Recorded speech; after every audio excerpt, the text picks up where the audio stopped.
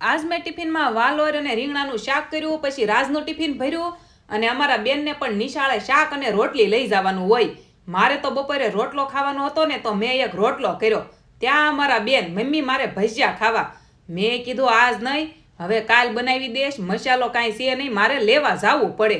બોર, સંતરા, kiwi, જો આ બધું પડ્યું હતું ને, તો મેં જીનુને આપ્યું તો મને કહે કે મારે નથી ખાવું. પછી મેં બેયને ડાન્સ કરાવ્યો.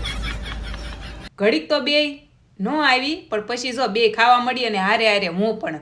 વાલોર અને રીંગણાનું શાક કર્યું ને તોય આટલું પડ્યું, બોલો લ્યો. પછી હું લઈ અને બેસી ગઈ તો રાજ નાસ્તો લઈને આવ્યા. મને કહે કે મારે એકલા એકલા શું ખાવું, હું ઘરે લઈને આવ્યો. હા, એ સારું કર્યું, ઘરે લઈને આવ્યા તો મજા આવી ગઈ.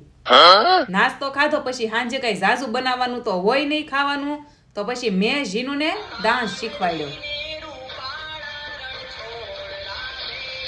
આજ કમેન્ટમાં કહેજો તમને ગમે કે ડાન્સ કરવો. તો મળીએ નેક્સ્ટ વિડીયોમાં. જય દ્વારકાધીશ. Like, share, subscribe.